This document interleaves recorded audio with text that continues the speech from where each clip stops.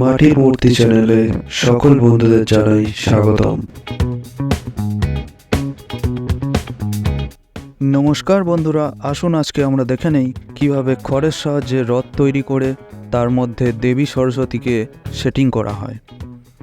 আমরা প্রথমে 6 ফুট উচ্চতার একটি ঠাকুরের কাঠামো তৈরি করে নিয়েছি এবং রথ তৈরির জন্য খড় দিয়ে রথের বিভিন্ন অংশ বেঁধে নিয়েছি। সেগুলি এখন একে একে আমরা কাঠামোতে সেটিং করে একটি রথ বানাবো, আর সব শেষে সেটিং করে নেব রথের উপর দেবী সরস্বতী ও তার বাহন হাঁসটিকে। এখন আমরা খড়ের যে অংশটি কাঠামোতে সেটিং করে নিচ্ছি এটি হলো রথের সিংহাসন। এটির উপরই সবশেষে আমরা দেবী সরস্বতীকে সেটিং করে নেব। আর আপনাদেরকে একটু দেখিয়ে দেই, পাশে দেখুন রথের চাকা এবং রথের তৈরির নানা রকম উপকরণ আগে থেকেই তৈরি করে রাখা আছে।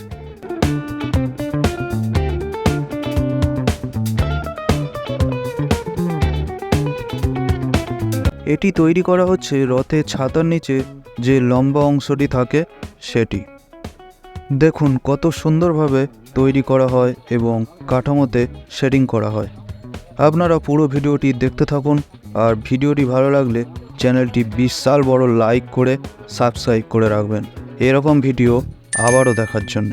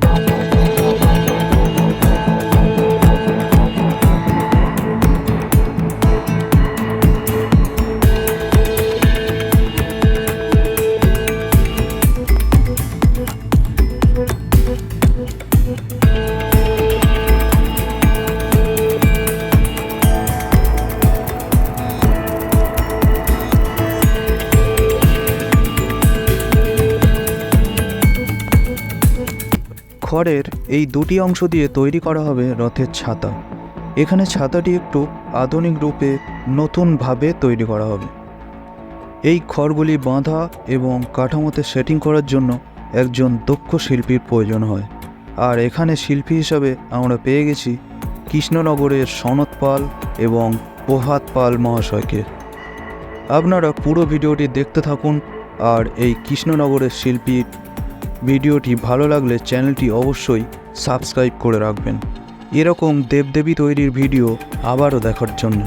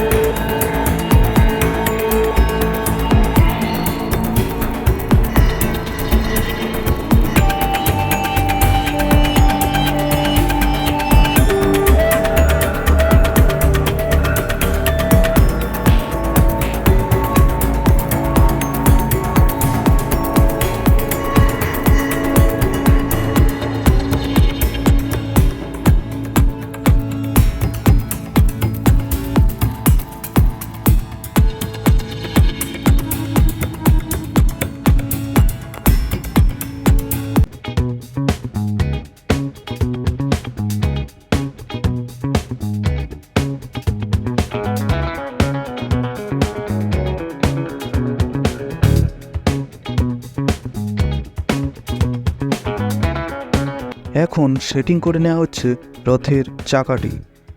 এই সুন্দর প্রতিমাটি আপনারা যদি ক্রয় করতে চান স্ক্রিনে দেওয়া নম্বরে যোগাযোগ করতে পারেন এবং সম্পূর্ণ ঠিকানা ডেসক্রিপশান বক্সে পেয়ে যাবেন।